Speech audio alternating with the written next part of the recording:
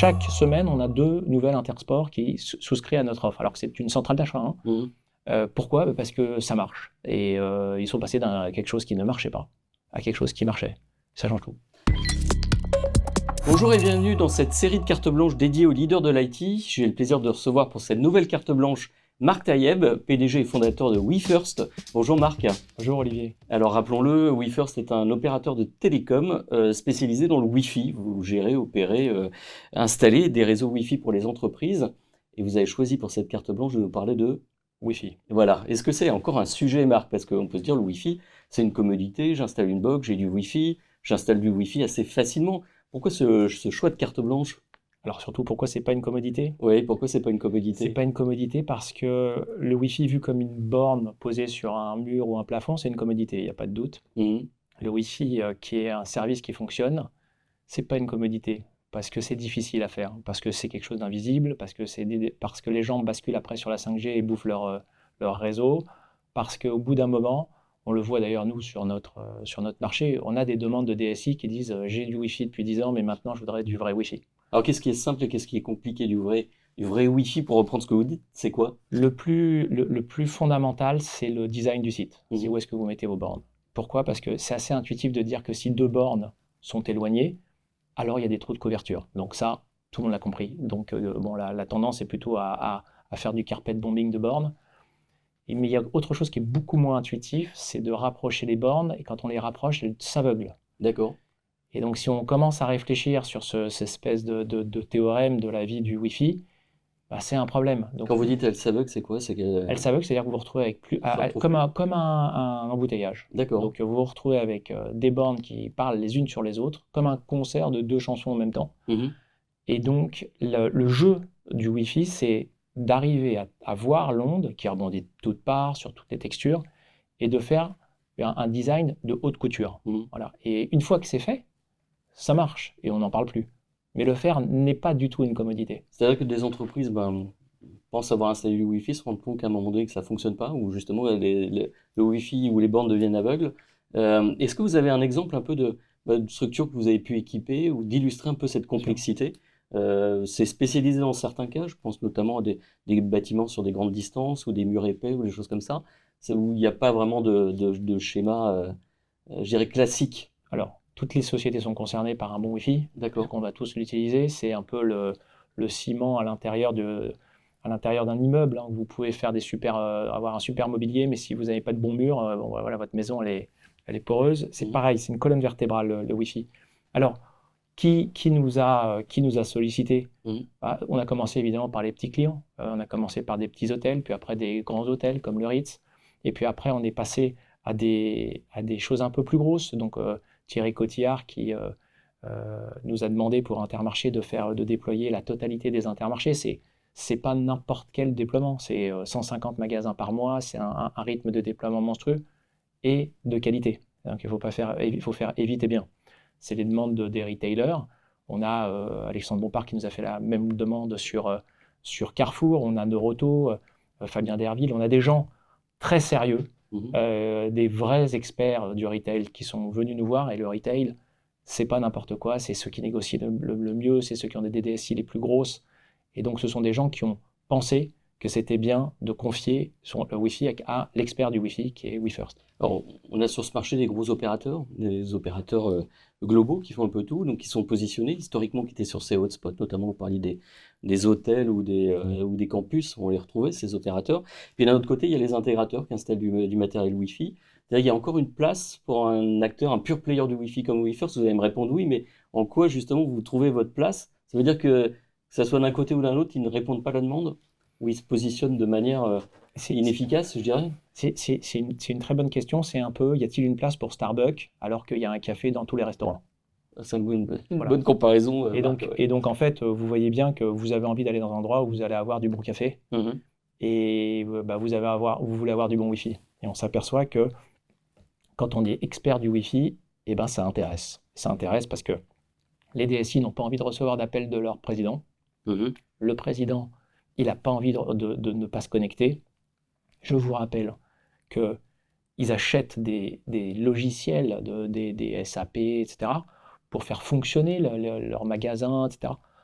Si le Wi-Fi ne fonctionne pas, non seulement ils ont dépensé pour rien, mais il n'y a plus de productivité. Donc, le besoin d'un Wi-Fi sérieux, c'est vraiment de plus en plus vrai. C'est pas est-ce qu'il y a encore besoin, c'est ça augmente, la demande, selon nous, augmente. On voit les demandes qu'on a, les appels entrants. Il y a quelque chose il y a un vrai marché pour les CTO sérieux. Ce que vous nous dites, en fait, bah là, le Wi-Fi, pas une commodité, ce qu'on pensait être, enfin, libéré complètement, que ça soit simple à installer. En fait, là, sur cette carte blanche, vous dites, bah oui, c'est complexe. Il y a besoin c'est une affaire de spécialiste, en fait, le Wi-Fi, là. C'est très complexe, c'est une affaire de spécialiste, c'est invisible. Mhm. Et c'est finalement à un moment d'exaspération qu'on a recours. Pour Intersport, on a eu un contrat très intéressant parce Intersport a essayé quasiment tous les acteurs avant nous Mhm. et a fini par nous dire écoutez, venez, on n'a même pas eu d'appel d'offres, on est allé en gré à gré avec eux. Et on a un déploiement. Chaque semaine, on a 2 nouvelles Intersport qui souscrivent à notre offre, alors que c'est une centrale d'achat. Hein. Mhm. Pourquoi? Parce que ça marche. Et ils sont passés d'un quelque chose qui ne marchait pas à quelque chose qui marchait. Ça change tout. Est-ce que c'est plus cher, sur mesure, Non, Voilà. c'est moins cher. C'est moins cher. Ah non, c'est moins cher parce que nous, on a tout optimisé. Mhm. On a une chaîne de production. On ne peut pas faire 150 Intermarchés en un mois sans être un immense expert de la production. Oui, il faut rentrer dans une phase Voilà. aussi d'industrialisation, là. L'industrialisation est la deuxième carte, après le design du site, est la deuxième carte que WeFirst propose. Beaucoup de nos clients, les très gros, ont un sujet de vitesse de déploiement. Mhm. Si vous avez un réseau avec 3000 par exemple, points de vente, si vous en faites 25 par mois, bah, vous mettez 10 ans. Si vous mettez 250, il faut 1 an. C'est pas tout à fait la même chose. Donc voilà, si vous avez une stratégie de digitalisation d'un point de vente, il faut aller vite. Combien de personnes aujourd'hui? WeFirst représente combien de personnes? 500 personnes. 500 personnes. Et vous êtes encore un acteur 100% français?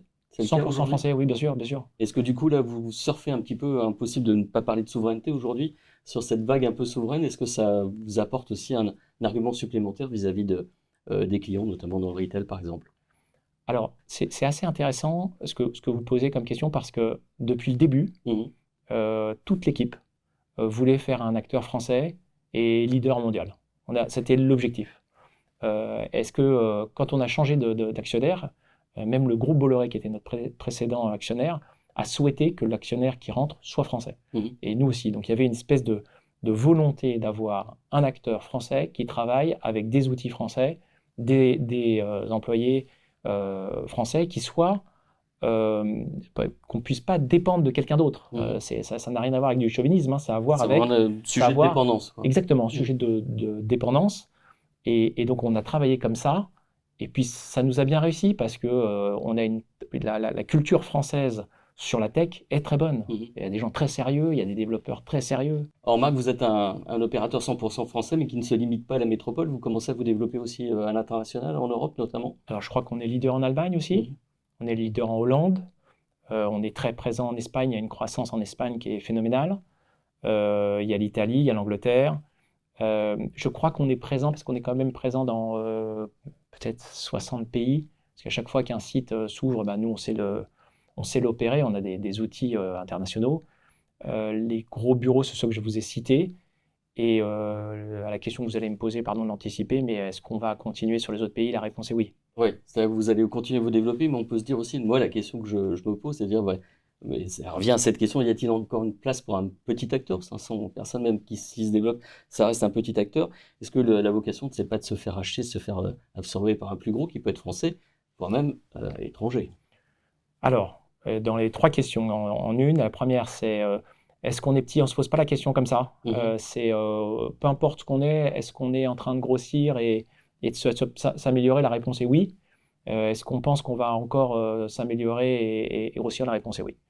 La question numéro 2 qui est de dire est-ce qu'on accepterait de faire entrer des étrangers Au capital. au capital?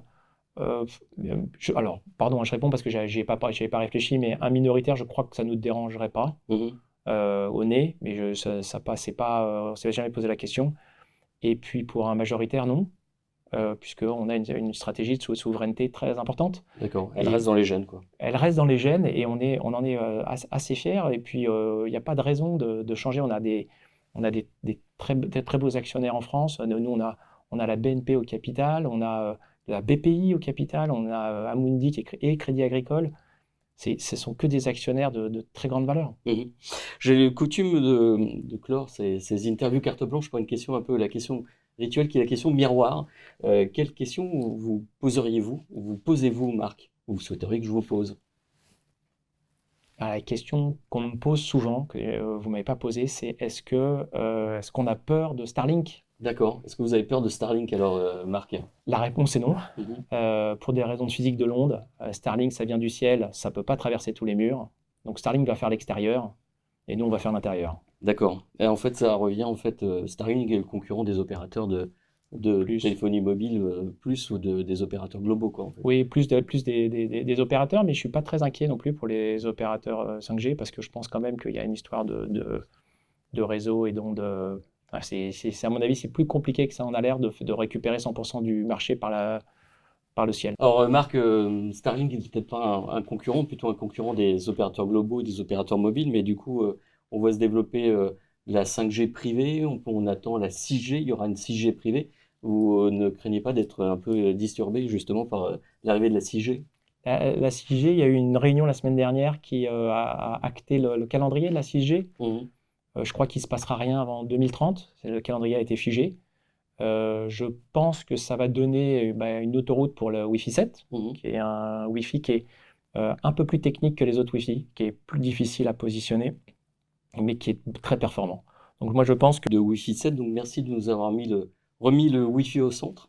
Et puis, en effet, on attend le développement des prochaines générations de Wi-Fi. Merci à vous, Marc. merci Olivier. Et nous, on se donne rendez-vous pour une prochaine carte blanche.